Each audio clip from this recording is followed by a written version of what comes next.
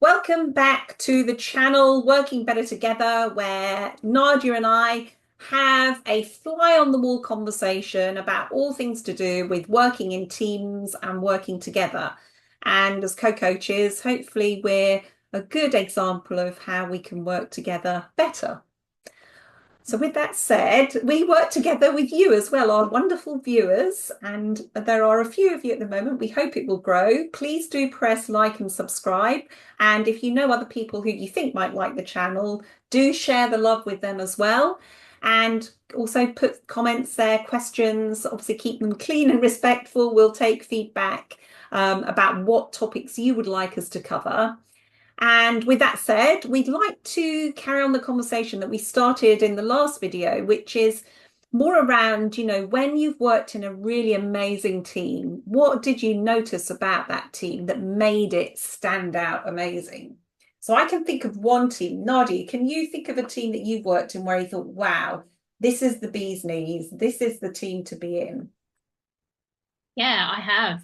And yeah, it's funny because we had a previous conversation about the role of the team leader, but actually thinking about that team that I worked in, the team leader was just a great personality, like a great personality in himself, but also really empowering the team and really letting the team lead itself in a way.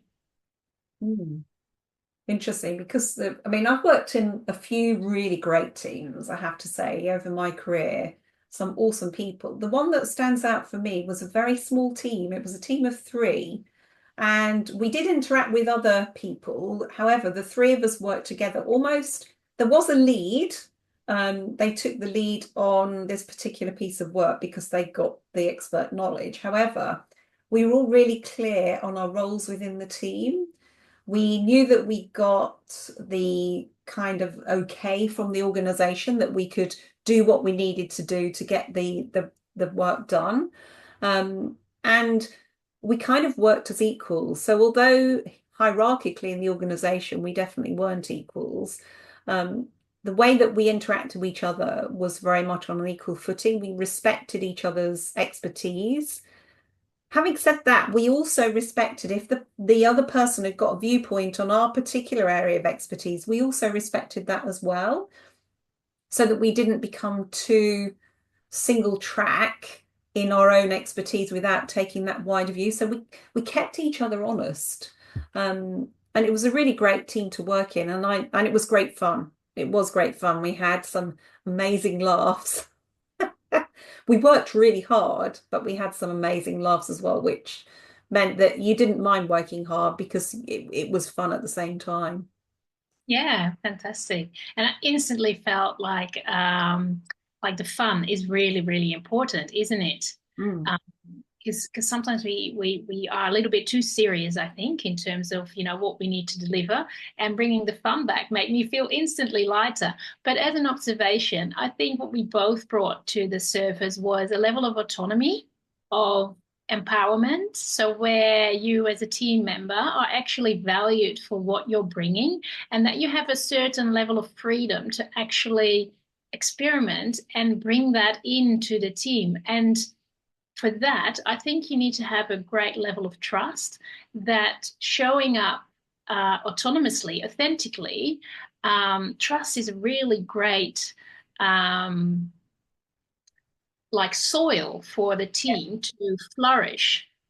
Yeah, yeah, definitely, definitely. So a couple of things came to mind there. I think hopefully what we're showing people in these conversations is the level of trust that we have with each other, Yeah. that we can say things as they are and know that the other person knows that we've got the best interests of working together. So I think that works really well. And then the other thing that came to mind when you were talking about autonomy and so on was a book by Daniel Pink that I read over a decade, I don't know, 15 years ago, Drive. It's the book that is called Drive. And I always remember it because he talks about autonomy, mastery, and purpose as when that's what helps us keep motivation in anything that we're doing. And I think when you said that about autonomy, that was what was triggering in my mind, that when I've worked on the best teams, that's what I felt, that I've been able to bring all of myself in. I've not had to edit myself or play a role. I've been able to bring my whole self in. I've been able to stretch myself out of that comfort zone with the support of my team colleagues and doing something that I felt was actually meaningful, beyond just getting a paycheck at the end of the day. And yeah, so all of those things were sort of triggered in that comment. It's interesting how brains work, isn't it? Yeah, it is really. Yeah, no, that triangle of autonomy, mastery, and purpose. Yeah, I think it brings it all sort of back. I think you shared earlier that your word for 2025 was creativity. Mine is meaning. So they all tie in again, which is Yeah. really fun to hear. And yeah, the autonomy. I think that there's something in that as well, where you spoke about bringing your whole self to work. Because sometimes in leadership, people talk about bringing your best self to work, which is fantastic. But I think I felt a lot lighter and more relaxed when you can bring your whole self to work. Yeah. And I think again for that, there needs to be trust, right? That you can bring your whole self to work. Yeah, I really, really like that because in teams, if we think about that concept of bringing your best self to work, that actually puts pressure on the team to always be at that high performance end. And for those teams who are truly high performing, they know when to take the foot off the accelerator and then when to put it on again. It's like when you're training, both of us do gym work, we play sport, you play team sports, I do dancing.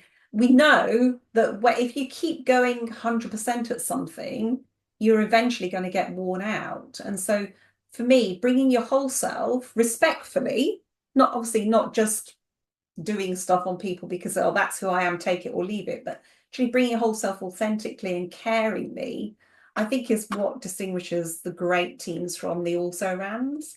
Because the team recognizes that if you're having a bad day, I can then support you as your team colleague. Okay, how can I help? What can I do that's going to take the load off a bit? What do you need? It's those kind of supportive behaviors that really oil the team together and get it working like a sort of a cog in a machine almost. Yeah, absolutely, absolutely. Wholeheartedly agree with that. And definitely something that happens in team sports, right? When you miss the ball or when you're just a little tap too slow or like it's great that you have a backup teammate following you in the back that will pick it up for you. It's great to have that sense also that you are supported. I think that's really important as well, that if you bring your whole self, that you'll be supported because that will enable you to bring your whole self. Yeah, And like I said, I loved your comment around, bringing your best self to work. That just puts a lot of pressure on people yeah, yeah, because it's almost like denying that there is a worst self, so to say. yeah. That's really good. It's almost like that wouldn't that be a great. I know obviously we talked about transparency and vulnerability in our first video. Wouldn't that be a great exercise to do with a team? To talk about when am I at my best and when am I at my worst? Yeah. Get people to share. And you also have to build up to that. But I'm thinking back to one team I worked with, and it was an amazing day we spent together, and we did all sorts of team building type activities.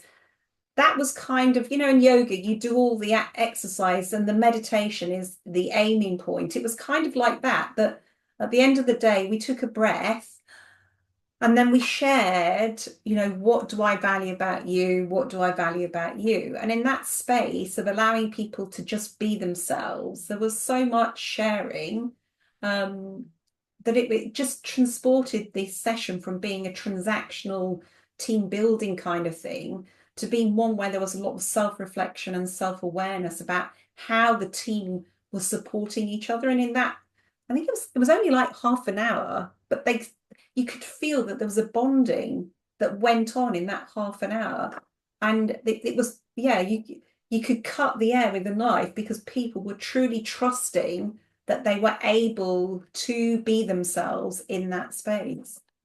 Yeah, beautiful, beautiful. And again, that word trust keeps popping up.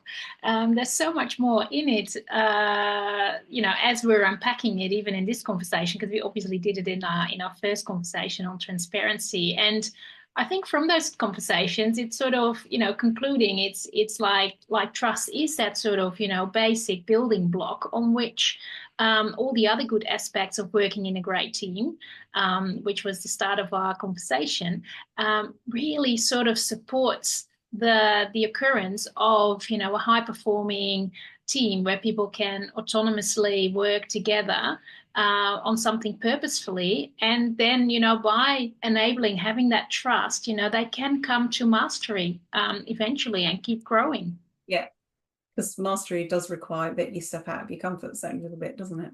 It does definitely. Yeah, yeah, yeah. Fantastic. So we've continued our conversations. It'd be interesting to see what the best teams are that people have worked in who are listening to the video. Maybe share your best team. You don't have to name names, but what was it that made it a best team? And we'll carry on conversations as we move through these videos. We're trying to keep them fairly short and sweet. I think we've gone a bit longer than we planned today. But we would love to hear from you. As I say, subscribe, like, and always remember that the best teams are about human beings and not doings. And we'll look forward to seeing you for our next chat with Nadia and Ro. Take care. Bye.